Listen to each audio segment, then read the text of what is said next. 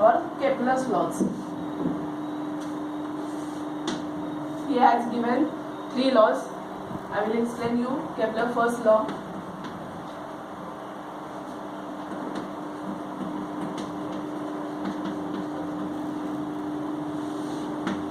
आता Kepler first law तुम्हाला explain करताना तुमच्या लक्षात यायला पाहिजे पुस्तकामध्ये एक डायग्राम दिलेली आहे. आता ती डायग्राम नेमकी काय आहे बघूया. आता डायग्राम इसेन्शियल आहे. जेवढे जेवढे तुम्ही लॉ लिहाल किंवा न्यूटन्स लॉ ऑफ ग्रॅव्हिटेशन फिजिक्समध्ये डायग्राम इसेन्शियल आहे. जेव्हा तुम्ही अबाव 80 मार्क जाता तेव्हा काय आता एखाद्या विद्यार्थ्याला सेम मार्क आहेत तुम्हाला पण 80 मार्क आहेत तर मॉडरेटरकडे पेपर गेल्यानंतर डायग्राम ज्याची असेल त्याला जास्त मार्क दिले जातात.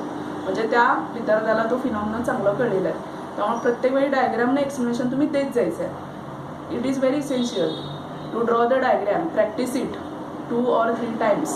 Practice these law, write these laws 2 or 3 times. Very essential. Then and then you can memorize in the exam or in the exam hall. जेव्हा तुम्ही ती प्रॅक्टिस कराल 2 वेळा 3 वेळा 4 वेळा तेव्हा तो काय होणार आहे तुम्हाला ते अंडरस्टँड होणार आहे आणि अंडरस्टँड होऊन सुद्धा लक्षात राहणार आहे मेमरीमध्ये राहणार आहे तुमच्या. त्यामुळे प्रॅक्टिस इसेन्शियल. म्हणून मी कायम सांगत असते बरोबर. नववीला पण किती वेळा सांगितलं तुम्हाला की सरळ एक वही घाला. रफ वही असेल घरामध्ये तरी चालेल. त्या रफ वहीमध्ये एखादा पॉईंट झाल्यानंतर आजचा पॉईंट शिकवला आहे तो आजच झाला पाहिजे. उद्या करेल परवा करेल म्हणजे सगळे विषय येणार तुम्हाला 10वीला. 9वीसारखं 1-4 टॉपिक आहेत असं नाही आहे तर पूर्ण सिलेबस आहे. त्यामुळे शेवटचे 1-2 महिने सगळे एकदम सिलेबस उचलणार नाही. सगळेच टॉपिक सगळे उचलणार नाहीत. सो इट इज बेटर की रोजच्या रोज तुम्ही करत जाल तेवढं तुमचं काय होणार आहे की मेंटली जे काय टेन्शन आहे किंवा अभ्यास करणं आहे ते जास्त तुम्हाला त्रासदायक होणार नाही. रोजच्या रोज केलं रोज प्रत्येक विषयाला 20 मिनटं 15 मिनटं दिली आणि ते जेव्हा वेळ असेल तेव्हा हॉलिडेच्या दिवशी ते प्रॅक्टिस केलं. सरळ पेन आणि रफ वहीमध्ये तुम्ही तो लॉ 10 वेळा लिहून काढायचा 5 वेळा लिहून काढायचा.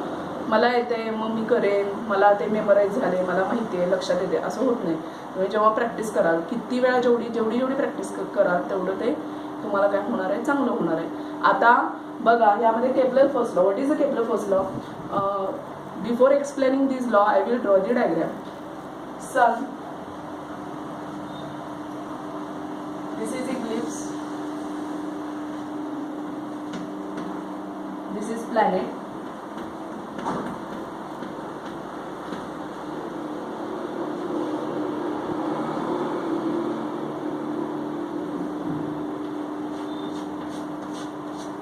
Area 1 planet A.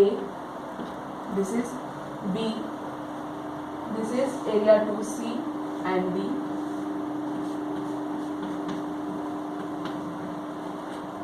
This is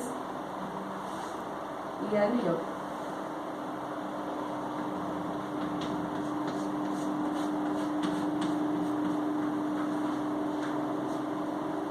आता eclipse I have explained you what is eclipse. The shape of the eclipse. Eclipse म्हणजे नेमकं काय. eclipse म्हणजे असा शेप म्हणजे काय जसा अंड्याचा आकार असतो त्या पद्धतीने हा इक्लिप्स आहे बघा.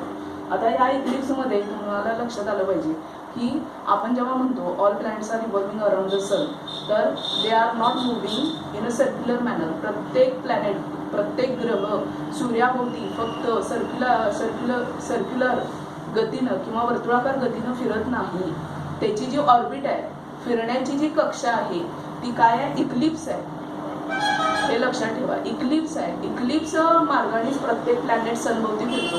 पूर्ण सर्क्युलर फिरत नाही. हा सन आहे suppose this is sun suppose this is planet not revolving in circular manner. पृथ्वी असू दे आणि दुसरे ग्रह असू दे ते सर्क्युलर मॅनरनी फिरत नाहीत. जर फिल इन द ब्लँकला आलं all the planets revolve around the sun in dot dot way और dot dot manner in eclipse manner not in circular manner. गोल गोल फिरत नाही तर काय फिरतात इक्लिप्स शेप तयार करतात. आता त्यामध्ये suppose this is planet A which goes from point A to point B. एक प्लॅनेट आहे तो काय फिरायला इक्लिप्स मार्गाने फिरायला लागलाय. कोणाभोवती फिरायला सनच्या भोवती फिरत आहे.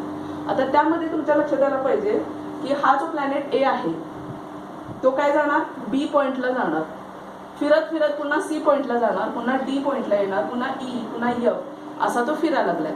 आता suppose if we take this distance A to B आणि आपण ती लाईन आहे ती जॉईन केली सन पर्यंत तर काय येणार आहे, हा जो एरिया येणार आहे, आता हा आर्क आहे बघा, मॅथमॅटिक्स मध्ये आर्क, तुम्ही सर्कलमध्ये आर्क शिकलेला आहे त्या पद्धतीनं हा शेप आहे. जर तुम्ही आर्क याचा एरिया जर तुम्ही काढला, हा जो एरिया आहे तो कोणाबरोबर असणार आहे, सी आणि डी बरोबर असणार आहे. तोच एरिया ई आणि एफ बरोबर पण असणार आहे. आता पहिला लॉ काय एक्सप्लेन मी करते बघा. What is the first law? Kepler first law. आता पुस्तक असेल तर पुस्तकामध्ये बघा, the orbit of the planet is an eclipse और ellipse you can say with the sun at one of the foci. आता फोसाय म्हणजे काय, मग अशी फोकल पॉईंट मी तुम्हाला सांगितले F1 आणि F2, मग अशी तुम्हाला एक्सप्लेन केलं. Suppose this is ellipse, these are focal point F1 and F2. हे ज्या एखाद्या फोकल पॉईंट वरती सन जर प्रेझेंट असेल तर काय होणार आहे, each and every planet revolve around the sun with a elliptic manner और in the manner of eclipse. इक्लिप्सच्या फॉर्ममध्ये प्रत्येक प्लॅनेट काय करणार आहे, सनभोवती फिरणार आहे. तोच फर्स्ट लॉ आहे केपलरचा. Orbit of a planet is an eclipse with the sun at one of the foci. Then figure shows elliptical orbit of a planet revolving around the sun. The position of the sun is indicated by the capital S. ही सनची जी position आहे ती S न दाखवलेली आहे. आता next बघा, Kepler second law. Kepler first law, each and every planet revolve around the sun in elliptic manner. It is the first law. Now Kepler second law.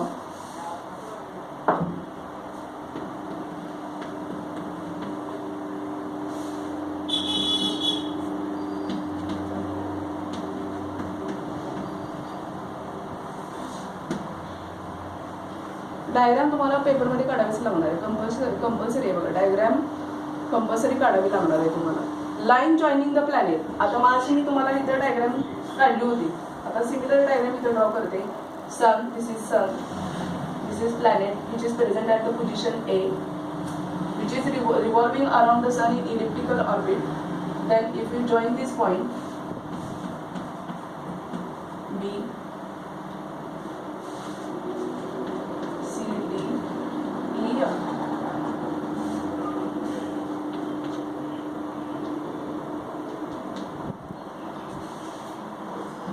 Now the line joining the planet and the sun. This is the planet. Planet position. Planet म्हणजे काय, ग्रह कुठं present आहे, point A ला present आहे. जेव्हा तुम्ही line join कराल कुठून, सन पासून ए पर्यंत, it sweeps equal area in equal interval of time. म्हणजे काय, तर ए पासून बी पोझिशनला गेला आणि त्याचा त्या आर्कचा आपण एरिया काढला. म्हणजे काय, area of ASB is equal to area of CSD.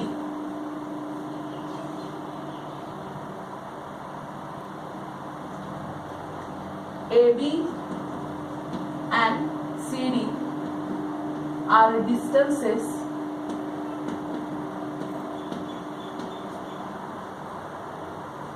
covered by a planet